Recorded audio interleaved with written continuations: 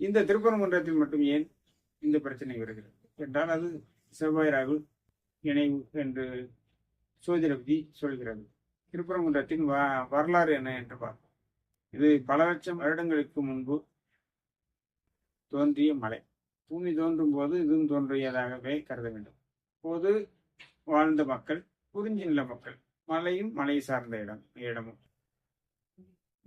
அந்த குறிஞ்சி நில மக்கள் நமக்கு பொதுவாக முருகனை வழிபட்டார்கள் என்பது விதி. குறிஞ்சி நில மக்கள் பொதுவாக அன்று மலையாக இருந்த காரணத்தினால் முருகனை வழிபட்டு வந்துள்ளார்கள்.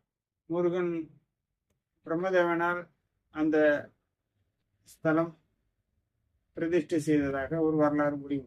பிற்காலத்தில் கல்யாண தடை, செவ்வாய் கல்யாணக்காரகன் என்பதால் கல்யாண தடை, சில பிரச்சனைகள், அதாவது ராகு கேதுடைய தோஷம் நிவர்த்தி உள்ள அன்பர்கள் இங்கே வந்து வழிபட்டு சென்றால் ராகு தோஷம் விலகும் என்பது விதி. இதெல்லாம் ஆறுபடையினுடைய முக்கிய விடயம் என்னவென்றால், வேறு எந்த தெய்வத்தையும் வணங்க வேண்டிய அவசியம் இல்லை. எல்லா தெய்வத்தையும் வணங்குவது தவறில்லை.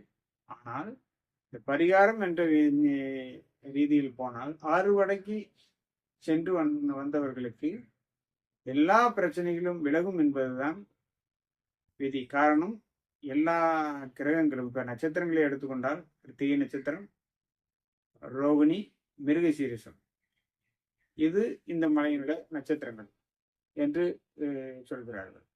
அப்படி எல்லா நட்சத்திரங்களும் இந்த நெருப்பு தத்துவமும், நெருப்பு உடைய பஞ்சபத்தின் நெருப்பு தத்துவமும், கிரகங்களில் செவ்வாய் ராகும் எல்லாம் இணைந்து இங்கே அதனுடைய ஆதிக்கம் செலுத்தி கொண்டிருப்பதால், அதனுடைய கிரக கதிர்வீச்சுகள் இங்கே முழுமையாக கிடைத்து கொண்டிருப்பதால், இது சம்பந்தப்பட்ட நோய்களோ இது சம்பந்தப்பட்ட தடசங்களோ வரும் பட்சத்தில் இங்கே சென்று வந்தால் அவர்களுக்கு முழுமையாக நிவர்த்தியாகி விடுவது என்பது விதி.